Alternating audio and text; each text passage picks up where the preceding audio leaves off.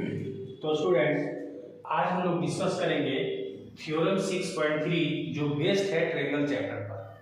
अब इस थ्योरम देखिए क्या इसमें कहा गया है कि if two triangle have their corresponding angles equal, मतलब दो ट्रायंगल है और उनके जो कॉरस्पॉन्डिंग एंगल है वो इक्वल है। अगर ऐसा है तो then their corresponding side will be in the same ratio, तब उसके कॉरस्पॉन्डिंग साइड्स का जो रेशियो होगा वो भी सेम होगा और हमारा क्या होगा, तब दोनों ट्रायंगल हमारा सिमिलर हो जाएगा। आइए इस बात को हम लोग मैथमेटिकली देखेंगे ना तो ज्यादा क्रिस्टल क्लियर होगा। जैसे कि मान लीजिए कि हमारा क्या है ना, दो ट्रायंगल है। एक ट्रायंगल हम लोग ले लेते हैं यहाँ पे ए बी और सी, और एक ट्रायंगल हम लोग ले लेते हैं डी ई और एफ। अब ये जैसे बोला ना कॉरस्पॉन्डिंग एंगल इक्वल होगा, दैट मींस ए से डी इक्वल होगा, बी से हमारा ई इक्वल होगा और सी से हमारा एफ इक्वल है। तो अगर ऐसा है तो क्या होगा, ए बी अपॉन में डी ई और equal to A C upon में डी एफ और बी सी अपॉन में ई एफ होगा, और ये हमको प्रूव करना, देन ये हमारा दोनों ट्रायंगल सिमिलर हो जाएगा। तो सबसे पहले हम लोग क्या लिखेंगे, गिवन लिखेंगे। गिवन में हम लोग लिखेंगे कि in triangle ABC and triangle DEF in which angle A equal to angle D, angle B equal to angle E, angle C equal to angle F। अगर ऐसा है तो हम लोग को क्या प्रूफ करना है, to proof A B upon में ऐसा दिया हुआ है कि कॉरस्पॉन्डिंग एंगल्स इक्वल है, तो हमको प्रूव करना है कॉरस्पॉन्डिंग साइड्स के रेशियो सेम होंगे। ए बी अपॉन में D E equal to A C upon में D F equal to B C upon में ई एफ। देखो स्टूडेंट्स, ये जो हम लोग लिखते हैं A B by D E वो कैसे आता है वो आपको मैं बता देता हूं। जैसे ए के सामने में जो साइड होता है बी सी, तो हम लोग BC लिखते हैं, और D के सामने में है EF, तो हम लोग EF उसके नीचे लिखे। तो इसके लिए हमारा ये वाला होगा। और उसी तरह से B के सामने में कॉरस्पॉन्डिंग साइड AC है और E के सामने में कॉरस्पॉन्डिंग साइड DF है, तो इसके लिए हमारा ये वाला हो रहा है B यानी AC बाय DF। इसी तरह से C के लिए हम लोग लिखेंगे, C के सामने में है कॉरस्पॉन्डिंग साइड हमारा AB है और F के सामने में है DE, तो इसीलिए इसके लिए ये वाला हमारा होता है इसका कॉरस्पॉन्डिंग साइड अपन में इसके कॉरस्पॉन्डिंग साइड। तो इस तरह से ये लिखा जाता है। अगर ऐसा है तो हमारा क्या हो जाएगा, तो हमारा हो जाएगा कि ट्रायंगल दैट इज ट्रायंगल हमारा हो जाएगा A B C similar triangle D E F. तो ऐसा हो जाएगा। तो इसके लिए थोड़ा सा हम लोग कंस्ट्रक्शन कर लेते हैं। कंस्ट्रक्शन में हम लोग क्या करेंगे, इसको उठा करके इसमें डाल देंगे। तो बस कुछ नहीं लिखना है कि A B equal to D P and A C equal to D Q cut and join P Q. देखो क्या करेंगे, इसको उठा के अगर यहां कर ले तो ए बी के बराबर ही हम लोग पी कट कर लेंगे और ए सी के बराबर हम लोग क्यू कट कर लेंगे और इसको हम लोग ज्वाइन कर देंगे। अब हम लोग क्या करेंगे, प्रूफ करने निकलते हैं। तो प्रूफ में हम लोग क्या करेंगे कि triangle A B C and triangle D P Q लेते हैं। तो ए बी सी और डी पी क्यू में क्या देखते हैं हमारा कि ए बी बराबर है डी पी और ए सी बराबर है डी क्यू और angle A equal to angle D है। इसीलिए ये जो दो ट्रायंगल है ए बी सी वो कॉन्ग्रुएंट हो जाएगा triangle D P Q by SAS criteria से। तो ऐसा हो गया। अब ये दोनों ट्रायंगल हम लोग कॉन्ग्रुएंट प्रूफ कर दिए,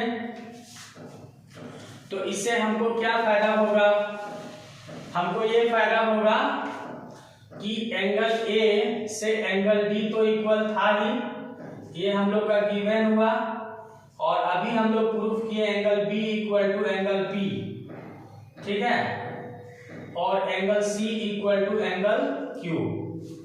तो क्यू के लिए मतलब लिख सकते हैं डीपी क्यू भी लिख सकते हैं, इसके लिए डीपी डी क्यू पी ऐसा भी लिख सकते हैं, और पी के लिए हम लोग लिखेंगे तो डीपी क्यू भी लिख सकते हैं, जो यहाँ पे हम यहाँ पे ऐसे लिख देते हैं डीपी क्यू, ऐसा भी लिख सकते हैं।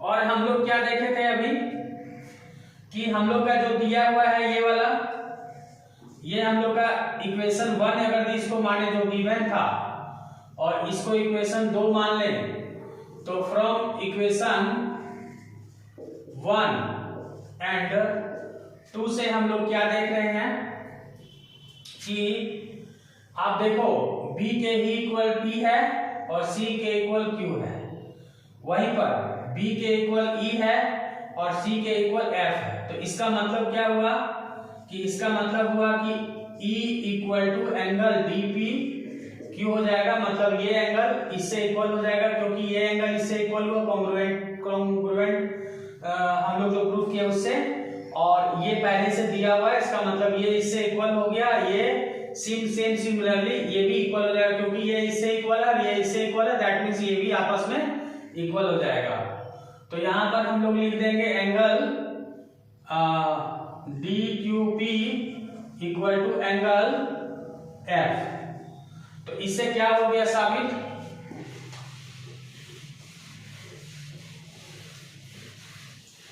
इससे ये हो गया कि PQ आपका पैरेलल हो जाएगा EF, क्योंकि कॉरस्पॉन्डिंग जो एंगल है, corresponding angle are equal, corresponding angle हमारा इक्वल हो रहा है, इसीलिए हमारा जो है सो क्या हो रहा है, ये और ये लाइन हमारा पैरेलल हो जाएगा, यानी इसमें PQ पैरेलल हमारा EF, जो कि हम यहाँ लिख भी चुके हैं। तो अकॉर्डिंग टू थेल्स थ्योरम हमारा क्या होगा, थेल्स थ्योरम से जब ऐसा हो जाता है कि ये और ये पैरेलल है,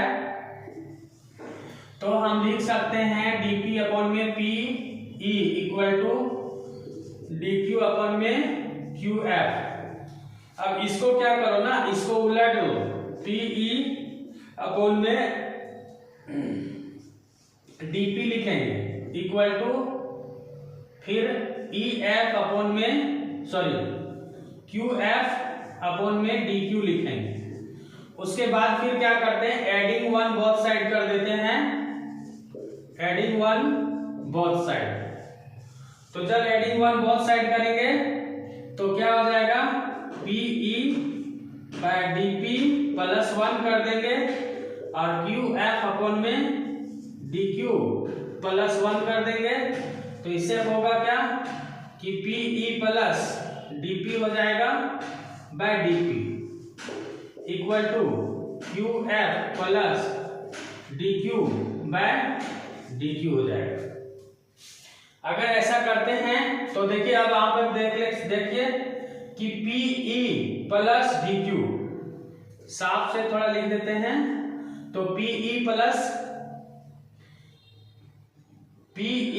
DP है, यहाँ पे क्या होगा, PE प्लस DP हो जाएगा। तो PE प्लस DP मिलके क्या बना लेगा, DE बना लेगा बाय DP इक्वल टू, इसी तरह से यहाँ पे QF प्लस DQ मिलके क्या बना लेगा, DF बना लेगा, अपन में DQ हो जाएगा। तो इसी को थोड़ा हम यहाँ ट्रांसफर करके लिख रहे हैं। देखिए DE तो DE ही रहेगा, और DP के बदले हम लोग यहाँ कंस्ट्रक्शन से चूंकि AB बराबर DP काटे थे, तो इसलिए यहाँ पे DP के जगह हम लोग क्या लिख देंगे, AB इक्वल टू, इसी तरह से DF तो लिखा जाएगा, और DQ के बदले में AC कंस्ट्रक्शन से कट किए थे, तो यहाँ पे AC लिख देंगे।